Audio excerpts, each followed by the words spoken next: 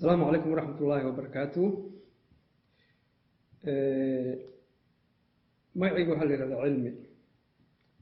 waxaan waddankan Poland ku noolahay muddo 23 sano ah. waddankan aan joogno ee Poland waxaa ka jirta jaaliyad Soomaaliyeed. jaaliyadda Soomaaliyeed waxaa la aasaasay sanadka markuu ahaa 2005. waa markii Soomaalidu halkan soo maraysay ayagoo socdo Yurub. sababta loo aasaasay jaaliyaddan waxay ahayd inaan ummadda Soomaaliyeed walaalaheen ah waddankan Poland soo maraya ama raba inay degaan inay caawinaad helaan.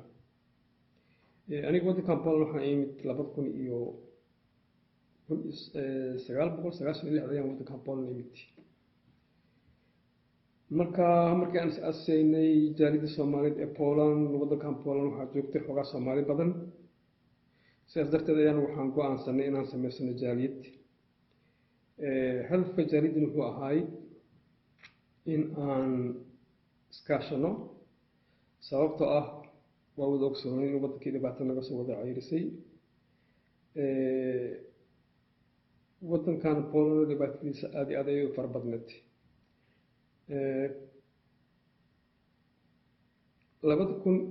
2007 waxaan aasaasnay iyadana foundation ama hay'ad la yiraahdo Foundation for Somalia. oo foundationkaas waxaa aasaasay Allah naxariistay ninka la yiraahdo Cabdiqaadir Gabeere Faarax oo 2015 lagu diray magaalada Xamar Soomaaliya. maxay ku kala duwan yihiin marka labadan shay? maxay ku kala duwan yihiin jaaliyadda Soomaaliyeed iyo maxay tahay Foundation for Somalia? jaaliyadda Soomaaliyeed sidaan idin sheegay waa jaaliyad loogu talagalay oo keliya ummadda Soomaaliyeed. foundationkan waxaan u aasaasnay qorshaha ugu weyn foundationkan Soomaaliya u aasaasnay waxay ahayd inaan caawino walaalaheen Soomaaliyeed aan uga soo tagnay Soomaaliya.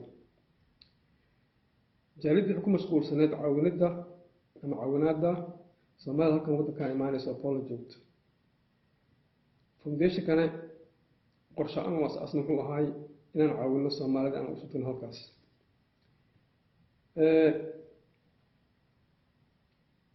waqtigan xaadirka ah waan marnaa dhamaadka 2019 ah. Soomaali badan ma jirto Poland. markaan qiyaasay Soomaalida jirta waddankan Poland waa ugu yaraan 15-16 qofood. nolosheeda ma sahlana marka loo fiiriyo Yurubta kaleeto sababtoo ah waa waddan aan laga bixin wax la yiraahdo ceyr. waddankan wuxuu ku fiican yahay wuxuu bixiyaa sharciyada. anigu waxaan ahay qofka u turjuma Soomaalida markay waddankan soo gasho Poland. ilaa iyo haddana ma jirto qof Soomaali ah oo la sii negative. waa alxamdulilah waa waddan aan isleeyahay mataqaanaa waa sharcigeeda waa Soomaalida way siisaa way qadarisaa. dhinaca kale Soomaalida markay sharciga qaataan hore ay usii baxaan jirta kale sii aadaan dib dambe iskaga sii dhiibaan. sababta waddankan Poland sidaan hore kugu sheegay noloshiisa ma sahlana. si haddaan u fiirino waa waddan shaqo leh oo laga shaqaysan karo. waa waddan laga ganacsan karo. oo maanta dad imaatid oo sharci qaadatid sida beri waxaad furo kartaa dukaan maqaayad maqaasiin waxaad keeni kartaa import export samey kartaa fursado noocaas ayuu leeyahay. laakiin Soomaalida waa isnaqaanaa kulligeen waxaan nahay raadis. halkaana ceyrta lagama bixiyo. qofka marka sharciga la siiyo waxaa la siiyaa caawinaad ku dhowaad ilaa iyo $300 bishii muddo sanad ah. qofkan wax loo diraa luqadda Poolashka inuu barto. wixii intaas ka dambeeyo isaga ayaa isbedelaya. shaqooyin way jiraan waddankan Poland shaqo waa buuxdaa. wax kastana waxay ku xiran tahay xirfadaad leedahay iyo luqadda Poolashka waa ku xiran tahay. inkastoo hadda sanadahan dambeeto ay jiraan hay'ado badan kambaniyo badan oo qaata ajaanibka qaata aysan u baahnayn luqadda booliska qasab maaha qofka inuu yaqaano.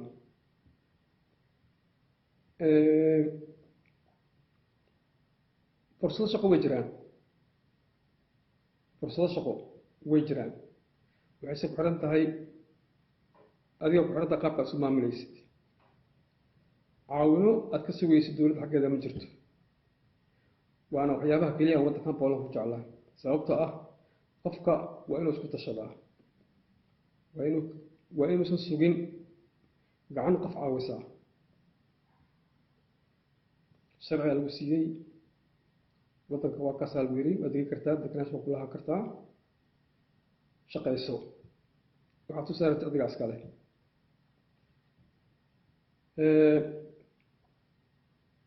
waxaan rabaa maanta inaan waxyaradka ka taabto dhibaatooyinkan haysta anaga Soomaali ahaan haddii aanaa waddankan Poland. mid horta aad iyo aad ayaan ugu fiyownahay, waa waddan sidaan idin sheegay oo dhibkiisa iska badan yahay. waxaan ka fiyownahay waa qabiil. dhowr qofood Soomaalkan joogto kulligeen waa iska wada qabnaa, waan is wareysanaa, haddii dhibaatana soo gaartana waa isku gurmanaa. ma jiraan maqaayad aan kulano oo la yidhahdo fadhi ku dir. nin kasta wuxuu ku mashquulsan yahay siduu u saaran lahaa rootigiisi.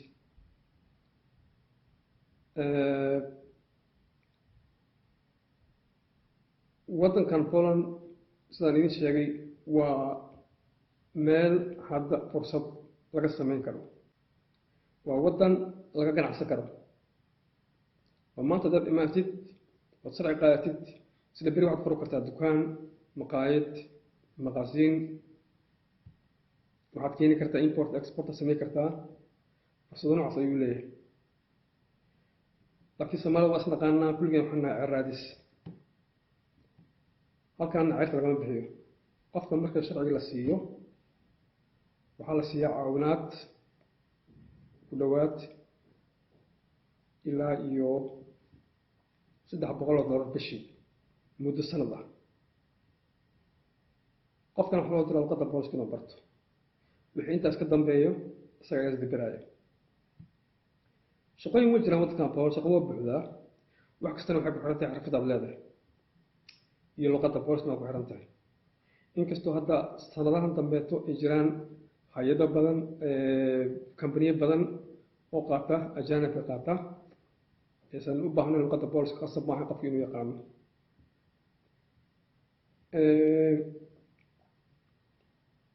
fursado shaqo way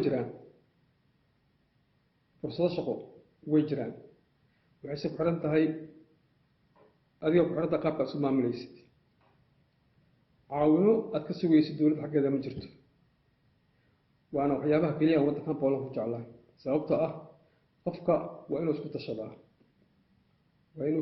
waa inuusan sugin gacan qof caawisaa. sharciga lagu siiyey waddanka waa kaasaa lagu yidhi waad degi kartaa, deganaansho waa ku lahaan kartaa, shaqayso, waxaad u saartay adiga iskale.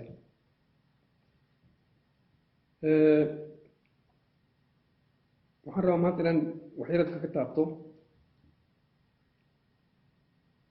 dhibaatooyinkan haysta anaga Soomaali ahaan haddii aanaa waddankan Poland.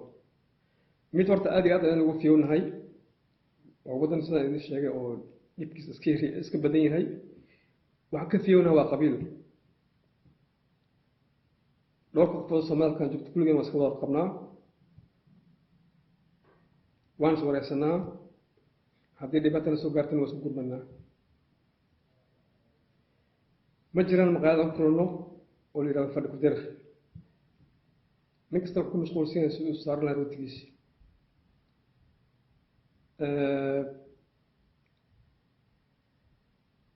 waddankan Poland sidaan idin sheegay waa meel hadda fursad laga samayn karo, sababta oo waddan dhaqaalihiisa hadda soo kobcayaan. inkastoo Soomaali badan ay ka haystaan fikrad qaldan oo la leeyahay waddankaas waa waddan shuuci ah. waddankan shuucinimo ka baxay 89 ayaa ugu dambeysay shuucinimo waddankan waa ku baxay. haddeertan wuxuu ku jiraa wadamada la tartamaya wadamada waaweyn ee Yurub. dhaqaalihiisa aad ayuu soo kobcayaa, waxaa jira fursado badan. jaaliyadda Soomaaliyeed shaqada aan isleeyahay way qabataa waxay tahay dadka dibadda naga soo waco oo raadinayo waxyaabaha la yiraahdo macnaha information raadinayo haddii noqoto waxbarasho haddii noqoto ganacsi.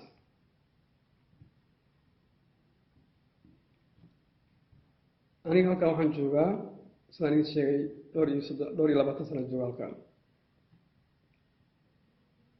qof allaale iyo qofkii waddankan soo mara oo Soomaali ah meeshuu doona ha ka yimaado waa qof walaalkay ah, wuxuu igu mudan yahay sharaf iyo wanaag. cid allaale iyo ciddii su'aal ka qabta waddankan Poland fadlan nala soo xiriir. website aan leenahay, jaaliyad website ay leedahay oo la yiraahdo jaaliyadda Soomaalida ee Poland, ama halkaasna waxaa ku yaalla nambarkayga ku yaalla, telefoonka ku yaallo ayaad nagala soo xiriiri kartaa. qaybta foundationka ah dib dambe ayaan idinkaga sheegi doonaa waxyaaba ay qabato hadda waqtiga xaadirka ah.